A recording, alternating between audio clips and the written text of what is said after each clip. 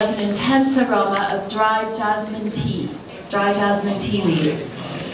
Very aromatic white. And then you had a red, which was also an award winner. That was a silver. And then you had a red that was a trophy winner. And trophies are hard to come by in this competition. And it's Kins Marani Saparali. Okay?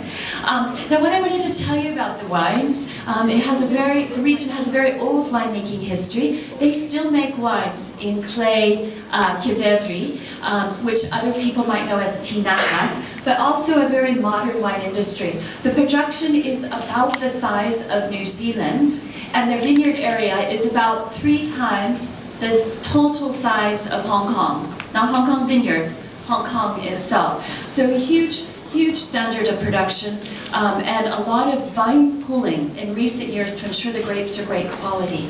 Now the grape varieties are what trip us up, because Georgian grape varieties, although they grow Cabernet Sauvignon and Pinot and Riesling, all the international varieties we know well, they have over 500 varieties with their own names, indigenous varieties. So here's where, how many of you have friends who love wine? Love Bordeaux, perhaps? Okay, here's where you can really impress them. Okay, so these are tricky names, but you can do it. So a popular red wine from Georgia, Alexandroulas. Okay? A popular red wine from Georgia, Sapaveri, very easy. And then white wines, we can say Mitzvani. And this one, I'm just dying to translate it to Cantonese, because it's Doi Li Gao Li. I'm sure we can make something up with this, yeah?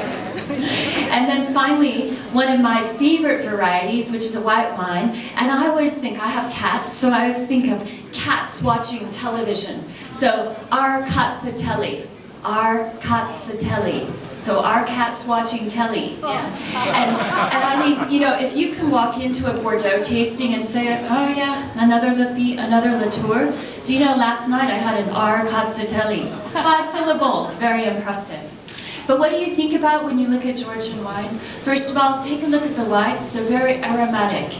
So when you check out the white wines outside, bring the glass up to your nose and stop the glass where you can smell the wine. This gives you some indication of the intensity of the aroma.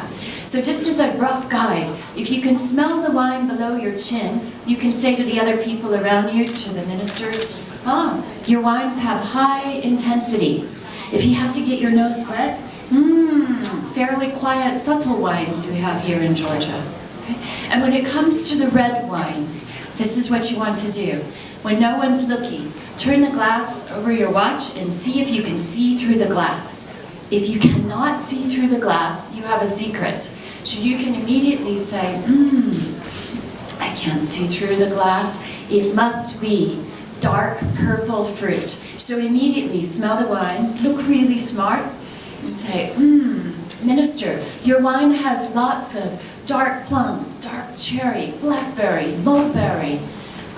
And then, what kind of dark cherry? Are those dark cherries from the Caucasus? No, I think they're from Shandong province. So just play it up a little bit. And one of the features of Georgian wine is, in fact, they're quite tannic. They're quite tannic like tea, like we have in Hong Kong, bole, quite tannic. So you look for some roughness and texture on the tongue.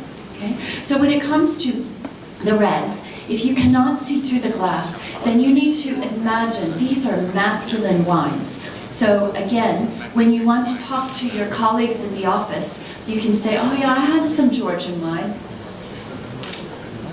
Really powerful, robust, strong, muscular, attractive wines. You got it?